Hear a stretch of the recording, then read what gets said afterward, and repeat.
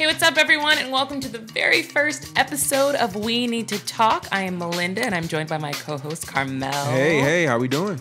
We know you guys have been waiting for this podcast, and we've been waiting because we've been itching to talk about so many things. So much. Ever since we even decided to do this podcast. So, Karmel, Yes. What do we need to talk about first? Let's just go right into R.Kelly.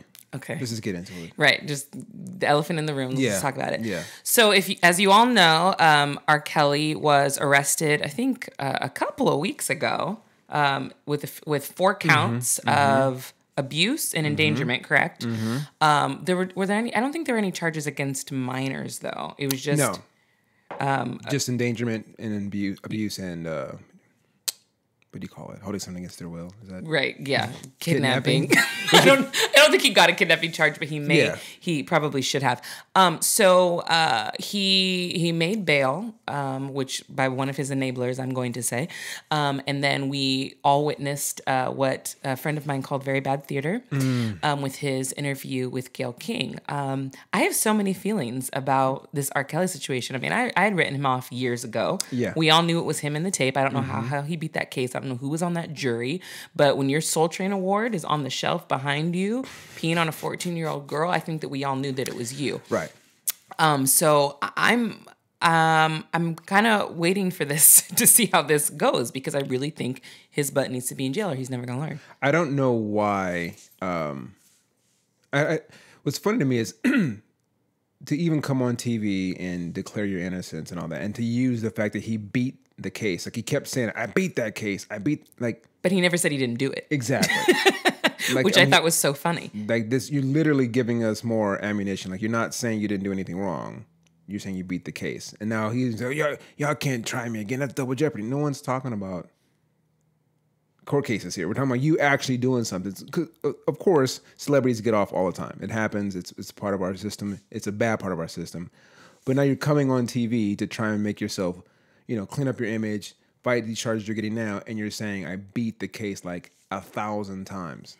That was hilarious to me because I'm like, is nobody else hearing him say this? He's literally only saying I beat my case and not I didn't do it. I'm innocent. Right. He never said he was never innocent. said innocent. Not never guilty, said he was innocent.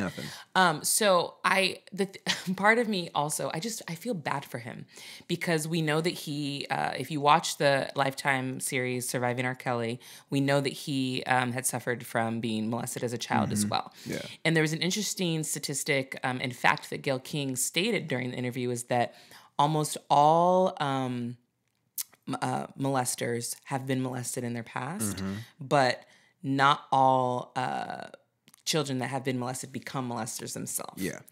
So, and then he was like, well, I'm one of those, He's like, I'm like, honey, no, like you're not, you actually are one of those people. So, and I thought it was crazy how he was so quick to say it didn't affect him. She's like, you don't think it's absolutely not. And she was like, Robert. She was like, Robert. The times that she said Robert, I was dying. Every time. Every time. Yeah, he's just in a world of denial, but he's also surrounded by people that keep allowing him to get away with this. I don't know if you saw this, but he went back to jail, not even for this, for not paying child support, and then somebody paid it for him. Right. That, I don't get it. How are you ever going to learn if people continue to enable your horrible behavior? And this dude is not like a 22-year-old kid struggling. He's a 52-year-old dude, man struggling with child support and not knowing you're not supposed to hurt young girls. I don't understand how. Yeah, who's on his team? It's obviously the people around him. He's obviously surrounding himself people who are just going to tell him, yeah, keep doing what you're doing. Even in that interview where he's yelling out things he shouldn't be saying, it took like an hour for someone to finally get up and shut him down. Right. So I can only imagine what's happening when they're at the house. Like whatever R.Kelly wants to do, they just let him do it. Right. Like no one's trying to kick. Like if that's the dude I'm trying to gravy train and get my money off of, like I'm trying to keep him straight. Like, I don't get that. Like why are you letting him do things that's probably gonna put him in jail?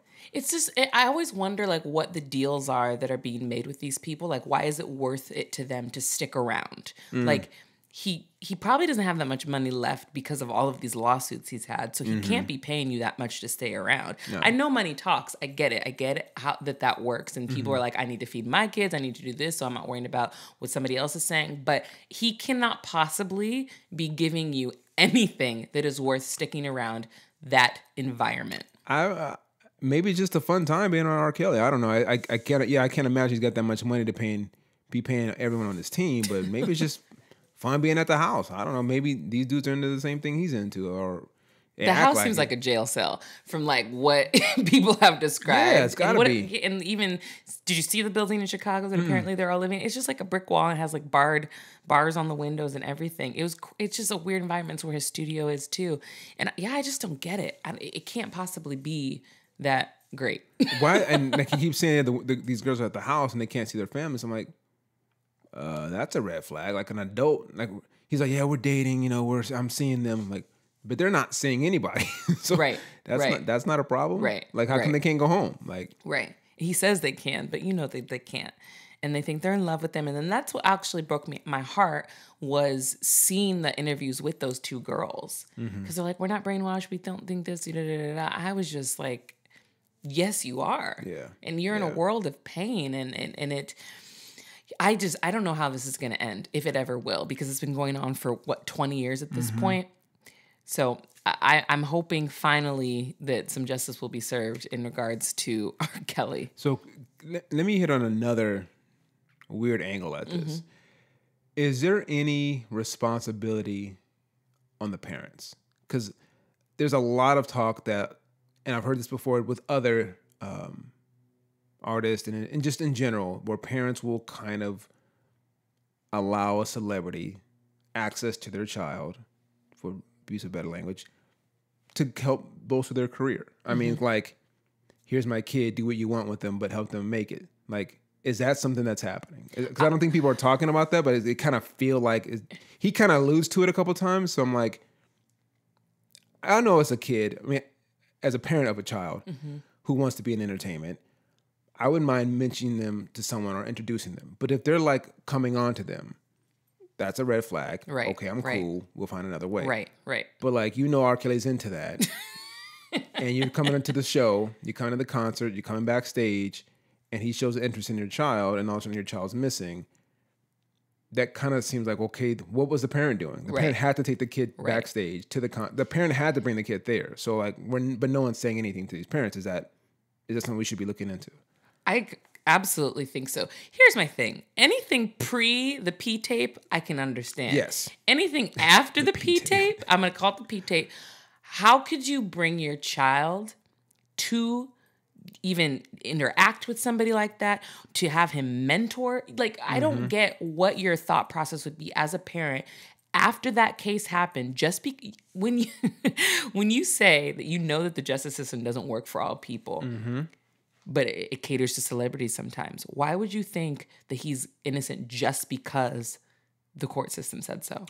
If there's any doubt, I'm not going to the show. Right.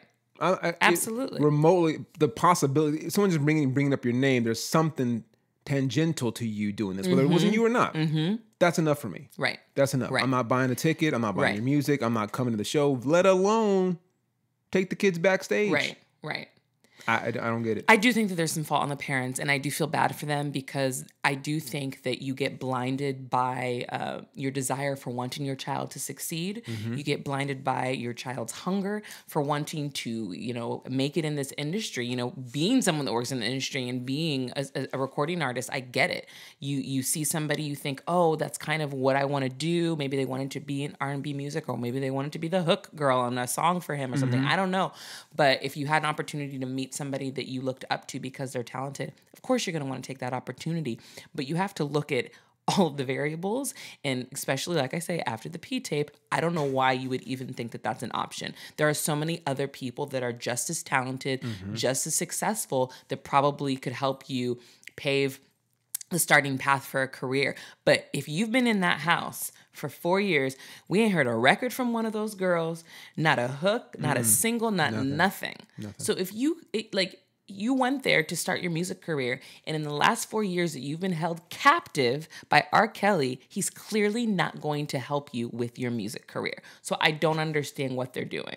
And then of all people, really, like, R. Kelly's not really been known to build people's careers. Like, I'd go to Usher before I'd go to R. Exactly. Kelly. Yeah, 100%. You know what I mean? At least 100%. Usher got Justin Bieber a career. Right. Who has R. Kelly gotten a career for? Not one track record. I know he's written music for people, but in terms of building another brand, not one. Right. I haven't seen it. No, I don't. Do people consider Aaliyah part of it? Was that a protege? Maybe, but look what happened with her. Like that's, I don't even know if I want to go down that route right now. But we saw what happened with Aaliyah and R.Kelly. I don't think he really launched a career because Timbaland was instrumental in that, and so was Missy Elliott. Right. So R.Kelly wasn't alone with that. I think he just took advantage of her being around. So yeah, I don't get it with R.Kelly, and we're just gonna have to wait and see what happens. So on that same note, like, I kind of see this as the same thing with some of the allegations that Michael came up against. Because if you've seen the Leaving Neverland documentary, it sounds a lot like that. Like, these people were so into Michael. They wanted their kids to be, the next Michael, white versions of Michael, whatever. They just loved Michael. Right. And if they can get closer to him, okay, let's do it. Well, what does he want to do? Well, whatever. Let's just figure it out. It's Michael. Like, they don't care. And then all of a sudden now there's 30 years later, oh, he did this to me. I'm like, wait. Is it because you didn't become the icon you wanted to be or the star you wanted to be, or you didn't get anything from him other than, some cotton candy and a couple rides on a mechanical elephant? I mean, what? I don't know what, again, why now? Why now is this happening to this dude? Like, what's the trend we're seeing here from... I mean, here's the thing. I don't think that there is a time limit on when people can, come forward with the truth. Sure. I think when it comes to sexual abuse survivors or people that suffered from child molestation, like, you could be 30 and finally admit something, and I'm not going to judge you because that's something that you've had to live with. But I'm not going to sit here and act like this documentary and the allegations within it don't seem suspect. And it hurts me that Michael isn't here to defend himself. Yeah. R.Kelly is here to defend himself, and he's doing a poor job at doing that. And you're making it very obvious that you did this. So that's one thing. But even in past interviews and in the past case, there was just something in my gut that I never felt Michael was guilty of doing these things. I felt that he had his childhood ripped away from him by having a horrible, abusive, mean as hell father. And although he shouldn't have been, having sleepovers with little boys, I truly believe that Michael thought that he was 10 years old. Yeah.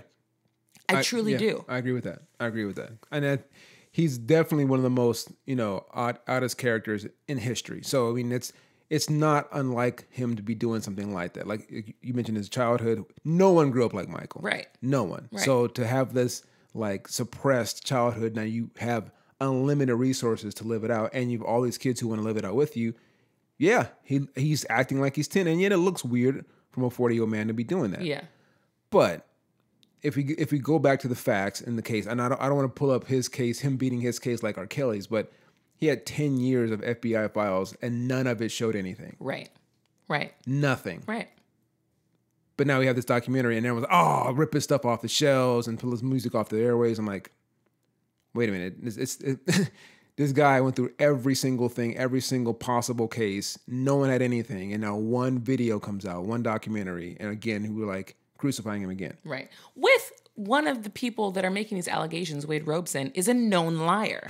And he also broke up Justin and Brittany. So I ain't trusting anything that he said. See. You know what I mean? But like he said, and I can go back and forth on this a lot, but he said at the first case that Michael never did anything to him. I don't know why you're saying it now. Again, it is possible, and I've seen it. People try to protect people that they, look up to and admire. Maybe he lied the first time. I don't know, but it just isn't sitting right with me. Any of it isn't sitting right with me. The R. Kelly stuff, I was like, he is totally guilty. I just feel it in my gut, and I know the gut is would never hold up in a court of law, but that's just how I feel. And I just don't think Michael did those things. I don't. So then the question is, why now? Like, why is this coming out now? Like, why release this video? Not even like there's nothing connected to anything like his anniversary. And if you're gonna do that, you don't release a video that's like damning them. But right. It's just the timing is really interesting. The timing is very, very weird. It's also just been a weird year so far with stuff, and specifically with what I feel like is kind of like this pointing the finger at black men that have done things wrong, which we're going to get into a little bit more as well. But I don't know why now with this Michael documentary. I mean, I know it aired in Sundance. When was Sundance? Last year, I'm assuming. Was it last January or this January? I don't even Sundance know. was January. Yeah. So it was at the Sundance, and you know, it had mixed reviews, obviously, and now it's you know, viewable to the public. But it is odd timing, and I know a lot of people are getting mad at Oprah for being behind it. But I think, well, at the end of the day, we have to remember she's a reporter, and even if she did call Michael a friend, and whether she believes it or not, she is still doing her job. And I don't necessarily have to agree with the job that she's doing, but it is her job. She is a reporter at the end of the day. You know, people think she's Oprah, but Oprah is still a reporter and a journalist. So with that, I would ask, why not report on Harvey Weinstein? Why not report on the 6,000 Catholic priests who were just indicted for child abuse? There's a lot, and I don't want to make it a black-white thing, but honestly, there's a lot of the allegations out there of sexual abuse, and people are just completely like, oh, okay, yeah, when that happens, you know, it's sad, and they move on. But R.Kelly now, Michael, right? It's like, wait a minute, why are we pumping up one more? We should show both, all of them, whether it's Bill Cosby, whether it's R. Kelly, whether it's Harvey Weinstein, the whole Charlie Sheen thing just completely vamoosed. I mean, now I don't know anything that's worse than that. That dude was having sex with people with HIV. Right, That's ridiculous, but it just gets swept under the rug. I mean, and some people are even comparing R. Kelly to the Playboy guy who just died not too long ago. Which one? The dude who owned Playboy. What's his name?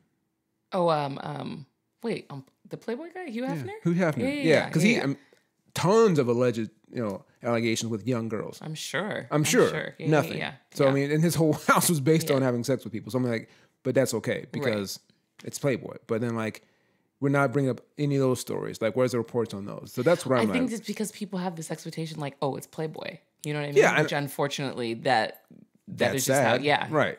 But then like the priests, that's been going on. That's something that we definitely need to talk about because I have always been so confused how I just don't understand how that gets swept under the rug constantly. And it's been years and years of these allegations and you never hear anything happening. And maybe I just haven't heard it, but I feel like I'm pretty up to date with a lot of stuff, but I just feel like it's never as prominent in the news as other things. Never. And it's been a joke as long as I can remember. As a kid who went to a Baptist church, when people talk about the Catholic Church, you always heard stories about little boys being messed with by the priest. Right. And as I got older and heard more stories, and now we have, you know, social media and just constant news coverage, you hear more of it, but it's like one blip and it's gone. Right. One thing and it's gone. Yeah. That's it. But I'm like, if it was one priest, that's as big as any entertainer. Right. I mean, like, those people are huge figures in their communities. For sure. It's like one news article and then it's gone. Yeah, if it's a average rapper, it's on the news every single day. If Plies or some like 2 Chainz did something, it'll be every single day. But this isn't a person who's not even in the community to protect them. He's a rapper. He does crazy stuff all the time. This is a priest. Right. Who's supposed to be protecting you and teaching you how to live a better life, but now I'm going to molest you. Yeah. Like I don't get how we do not talk more about that. I don't know how they even keep their jobs. I know. Like if it was remotely like a possibility, you'd be gone. Mm-hmm. But they're still there, still passing out the chips and the wine and all that, and still giving out. I don't understand it. Giving blessings in different ways, I guess. But that leads me to kind of transition into this. So we talked about, you know, obviously R. Kelly and Michael Jackson and then the comparisons and the contradictions and the hypocrisy. So why I can probably answer it, but why do we feel like there is more of a focus on the criminalization and ruining the reputations of prominent black men than there is on white men? Well, I mean, to be honest with you, a lot of it is self-preservation. I think... And I reference this book a lot, the ISIS Papers. I've heard you talk about it. By Dr. Frances Cress Welsing. Yeah. But she talks a lot about just basic DNA structure and how if you are the lesser, you're going to fight to protect yourself. And it's in any situation. So if I can make my inferior self seem bigger, one way I'm going to do that is by making whoever's superior seem inferior. So a lot of times it's just even taking like my own personality traits and then, you know, putting it on someone else. So like any of the deviant things you see white males doing, they exponentially make it bigger when a black male does it. Right. And then it kind of also lessens their persona. Like, oh yeah, they did it. But again, back to what I just mentioned, all these other white males who've done similar things, it pales in comparison to the coverage it's given when a black male does it. Right. Right. And I hate to make it a race thing like that, but that's in several books other than Dr. Francis Cress Welsing. But also you can turn on the news and see that. Yeah, it's easy. Yeah. It's very easy. And I mean, so it's like, and people take care of their own. I mean, like, more white males are in power. So like, if I have an issue and I go to my white male friend and say, hey, can we do something about this? Sure, they'll take, what is a black male? Who's he go to? There's no CEO of a large black network. Right. And I've had people say, oh, they can go to BET. BET's owned by white people. Right. So BET's. Right. And that's not really helping us. Yeah. So, yeah. So we just, one, we don't have anywhere to go. And two, people who are covering these stories are just not going to make a white male look as bad as a black male. So with that being said, do you think that that's why people are so upset with Oprah? Yes. Because she kind of has, there's not another person in media that has the kind of power she does, and she's black. Yeah. So it's like, okay, if there's one person that's going to, oh, no, you too? It's like, well, now there's no one for us. Right. So, yeah, I think a lot of people upset her for that reason. I mean, I'm surprised she took on Michael. I would have been more inclined to be behind her if it were R.Kelly. Yeah. Honestly, because I don't know anybody that, well, I shouldn't say anybody. There are very few people that are still riding with R. Kelly the way that they used to, but I don't know anybody really that is going to be on the other side when it comes to Michael. No. Like, almost everyone I know is in defense of him. Yeah. And believes that he didn't do any of this. So it is surprising that she took that on. I think it's interesting, this narrative that like you mentioned, like they want to make it so much worse when it's somebody of color because they want to keep the narrative going. This fake narrative that black men are criminals, that black men do certain things, wrong and correctly. They're to be feared walking down the street because if you actually took the time to think about it, black men are not the scary ones in this country. Not at all. They really are not. Historically, we're not. And that's what I don't get. It's like, if you just look at the scope of history, who has done all of the wrong? And this isn't, don't get us wrong, this isn't like applied against white men or anything like that, but it's really just like, look at the facts and look at what we've experienced as a country, what people of color have experienced as a whole, and who the brunt of that aggression has come from. So, yeah. Whether it's, I mean, tough. Serial killers to this, genocide of whole, races, it's been the white male versus everybody. Correct. Whether it's, the natives of America, whether it's the Caribbean, whether it was in Africa, whether it's Jews, it's always been the white versus somebody else. And how brilliant to turn the tables and make it seem like it's everybody else. It's right, exactly. It's Trump talking about Mexicans. It's been us. It's been Arabs. It's like, no, we're not doing that. Yeah, we're not doing that. Yeah. Not to mention we don't even have the resources to do the damage that the white male has done. Right. So it's just funny. But then again, we look more intimidating. We're just taller, bigger, stronger looking people. But I've never seen an issue where I felt intimidated, of course, by another black man, but I've seen several where I've been intimidated by white men. And it's like, and I've actually seen them do things. Right. So like, if you look on YouTube or Instagram, it's mostly white males attacking either themselves or somebody else. So I don't know where we get this narrative from. And then to look at like, what was it on the other day? I saw on the news. Was it the guy picking up trash?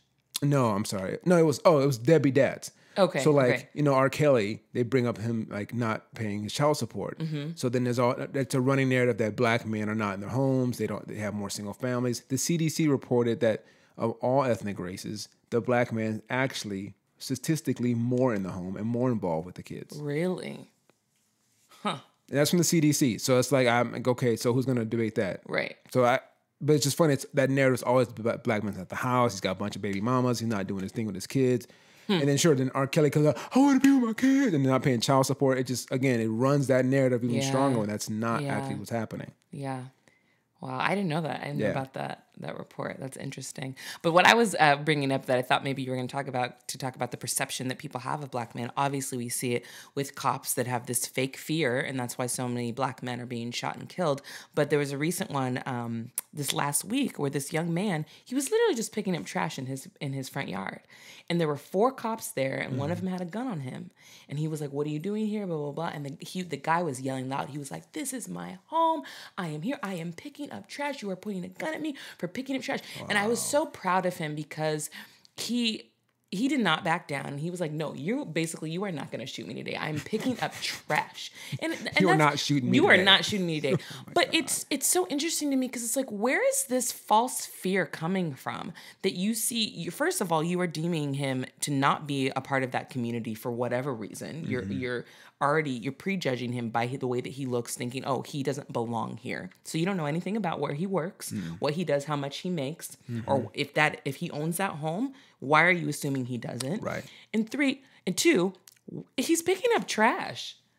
Like, there can't be anything that's less harmful than that. He's literally helping the environment, and you're pulling up on him. It was 2 police cars, 4 policemen, and 1 had a gun on him. They didn't shoot him. They finally were like, "Oh, okay, well, I guess you do have the right to be here." And he was like, "I'm not showing you nothing. Like, I'm picking up trash." He had one of those clamps to pick up trash. And they were like, "Put down your weapon." And he was like, "This is a trash clamp. Wow. I literally cannot do anything with this to you. Stop." But I don't know where this false fear comes from. I don't. I wonder who made that call. Because I feel like the cops didn't just roll up on him. Like, someone's outside looking at the window right. like, look at this black boy picking up trash. But okay.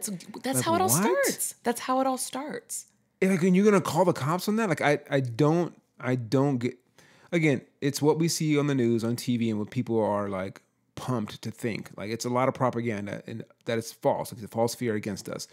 But then, like, as a man who's a cop, like, you were gonna go out and attack this kid? Like, yeah. I mean, even if I was just in a vacuum, just an average dude. I got called on the scene, and I see a black kid picking up trash. I'm going to pull a gun on him? Like, are they being taught this at the academy? Yeah. Because, like, what person will walk up and see a person picking trash and think, "Yeah, this is a danger." Yeah, right. Yeah. This guy's going to do something in our community. I need to take care of this. I don't understand. Like, what are you thinking when you see that? Like, we need to arrest this guy. And I'm just always wondering when there's going to be more accountability within the police officers. Like, when they pull up on that situation for somebody to be like, "Y'all, this is ridiculous. Like, there's actual crime happening." That's what I'm saying. You know? There's actual crimes happening.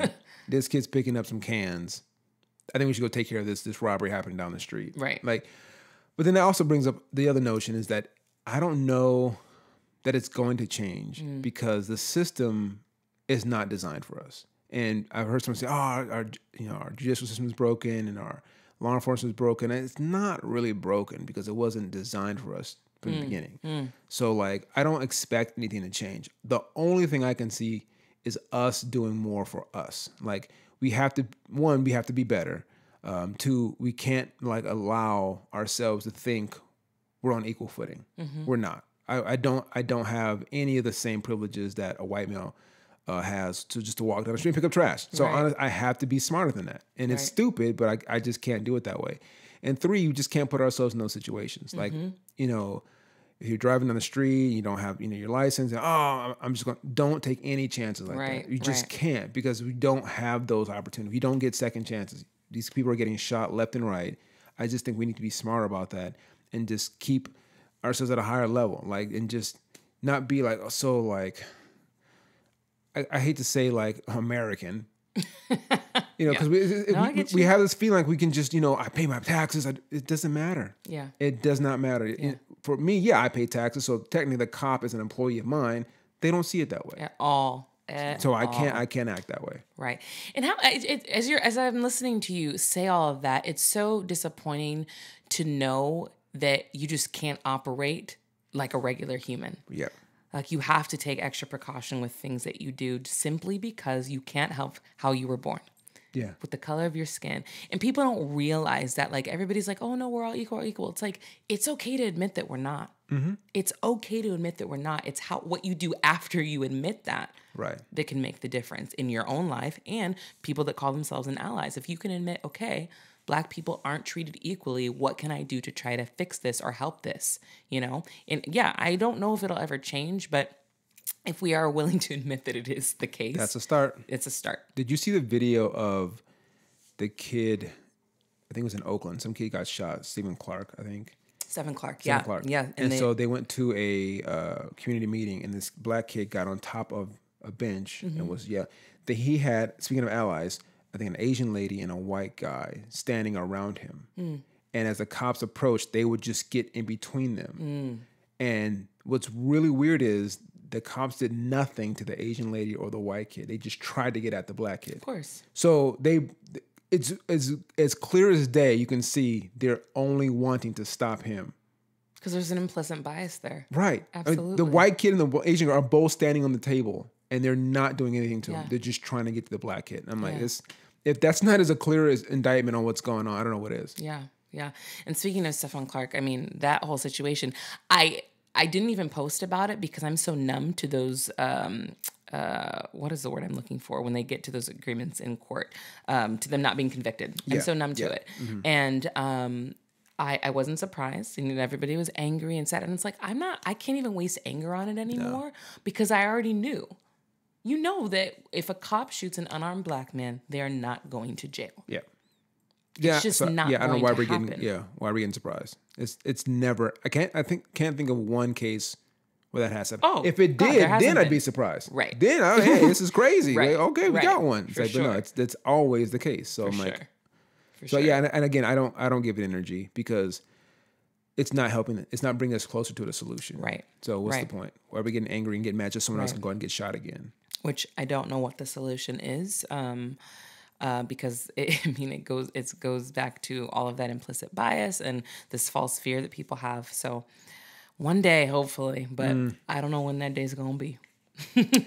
Hopefully soon, but probably not. Maybe not in our lifetime. I will say that. No. I will say that for sure. So the last thing I want to talk about before we move to our spotlight, every week we're going to be spotlighting a charity or organization or a company that we think is doing good in the world. The last thing I want to talk about, though, is since we're talking about the cops and all of this, if you hadn't seen this video of Senator, I think her name's Stephanie Flowers. She's a senator in Arkansas, and they were having a meeting specifically talking about the stand your ground clause. And if you don't know what stand your ground is, it basically says that if you feel threatened or if you're fighting with somebody or whatever, you can stand your ground and you can basically shoot them. And it's in open carry states. I think that's basically what it says. And that's Trayvon Martin. That's how his life was taken, was because of stand your ground. Wait, see, I don't even remember his murderer's name. George Zimmerman. Thank you, him.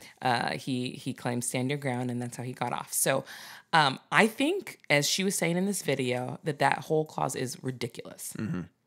Yeah. And it's an excuse to kill, specifically black males, 100%. As we've seen that they were saying in the video that I watched that stand your ground has been used specifically by white men who have shot black men. Yep. So I'm curious, and of course you guys can join in on social media with us. I would love to know your thoughts about stand your ground and if you think it should be completely outlawed. But I do. I think it's ridiculous. Well, I think the stats show that the stand your ground states have by far more homicides than those that don't. Absolutely. And crimes committed white versus black men by far more so in those states. I don't think there's any other numbers we need to see. Like that's about it. Like if you're given this opportunity to have a privilege to use a gun or whatever, and then you're abusing it, okay, we take it away. What else do we need to see? Right. It's not working. Right. There doesn't need an adjustment, or how do you adjust how much someone can hold a gun? No, just get rid of it. It doesn't. It's not helping. It's not working. So I don't get it. And I think this lady's her plea and the way she went off in this meeting. She's a senator. Yeah. But she sounded like somebody's mom. And she was a mom first in that total meeting. Mom. Yeah. And I'm like, she was going in on like, I do not care. It's not working. We need to change it. We need to have this discussion. And they were trying to shut her down. Yeah. Because in Arkansas, they like their guns. Yeah. But she's like, I'm in Pine Bluff and it's not working. People are dying. I got worried about my kids, my son. She had to move her son out of the state. She's a senator of a state that her son doesn't live in. Yeah. I'm like, that's ridiculous. And part is because she's scared. She's scared for his life. And I'm scared for other black kids' lives. And we're not taking it seriously. Right. Because people don't keep their guns. And I love that she was calling out other senators. Like, you don't know this, Will. You don't know this senator. She called him Will. Will, look at me, Will. You know I was at your house last night, Will. Oh, my God. I was like, she better go in. Out. She was, but, I mean, she made a very good point. She was like, your children are afforded different privileges than my son. You don't have to fear for your son's life. I do. And I think that that's a general thing that doesn't connect us as humans with white families and black families. Like, you don't have to give the same speeches to your children. I'm not a mother yet, but I already know, even with having a biracial child, that I'm going to still have to give those speeches to my children. Yeah. Because I have to think about that. It's like, it's the one drop rule in America. Yep. If you have black, you all black. Exactly. I mean, look at how they treated Obama. They never wanted to recognize that he was half white. Nope. Ever. Nope. So it's something to think about. Like, if you've never had to tell your kids, make sure you do this with the cops. Make sure you do this. Don't do this. Freeze. Blah, blah, blah. If all you said is, if you need help, go to a cop. That's all you've ever said to your child. Then you have to know that you are living a life of privilege. Yeah, and that's all what white privilege is. You just don't have to have that talk. It doesn't apply to you. I had that talk, I think, when I was 6. My brothers were getting the talk. It was just something, a regular thing. It wasn't even like a thing where I was like scared, because it was so common, so regular. Just don't do this, don't do that, look this way. Da, da, da, da. I'm okay, all right, cool. So just kind of as I grew older, I just knew how to act. And so I'm like, now that I have my own kid, my son, I told him same thing. Here's what you do, and he's mixed, and I'm like, they don't see the other half, right? You just see, and he's bigger than me. He's a big kid. I'm like, they just see a tall black dude. So I'm serious. Just act this way. And when you're hanging around a bunch of your friends who are white and Asian, whatever, you are different. Right. I'm sorry. It's just how it is. And he's got it. And it was funny because early on, because he lives in Orange County, he was like, oh, I don't see that. Until he was riding his bike one night and the cops pulled him over for riding his bike. And they held him, for like an hour and da-da-da. And it's only because you're black, son. If you're a white kid riding his bike home, they're probably going to give you an escort. Make sure you got home safely. But you, tall black kid riding the bike, they probably asked, if you stole the bike. Say, yep, exactly. It was your bike. They don't care. Do you live in that neighborhood? Yep, they asked me that. Okay, exactly. All those same questions I told you would get asked, you got asked. So he had to see it firsthand. Did you ever see that video where they did a social experiment where a white female, blonde, was trying to get a bike off of a rack, and people kept going over to her trying to get help, and then they saw a black guy doing it, and they called the cops on him. Yep. And he was like, this is my bike. And they're like, we don't believe you. Yep. But the white girl, you guys have to see videos like this to know that we're not making this up. We're not. And it's stuff that we absolutely need to talk about. So don't be afraid to have these conversations, because the more we talk about it, the more we can come together to find solutions. Yeah. So I want to shift gears a little bit and end on a positive note. As I said before, every episode, every week on We Need to Talk, we are going to spotlight an organization, a company, or charity that we think is doing good in the world. And this past week, I was able to go to a gala for an organization called Adopt the Arts. And what Adopt the Arts does is create funding to keep arts programs in the LA school district. As you know, arts programs are always the very first thing to go in all schools, which I don't understand, because it's been proven that kids that are involved in music or in theater or dance or just visual art of some way, they do better in school, they have better social lives, and they are setting themselves up for success. So if you don't know what Adopt the Arts is, make sure you go check that out. It's just adoptthearts.org, I believe, and just Adopt the Arts at Twitter and on Instagram. Thank you for joining us for our first episode. Yeah, first one in the books. So make sure you tune in every Monday for brand new episodes, and make sure you follow us on social media, Instagram and Facebook at We Need to Talk the Podcast, and Twitter at _ We Need to Talk _ I know the Twitter hashtag needs some help, but I can't do anything about it. So just follow us, and we will talk next week. All right, later. Bye.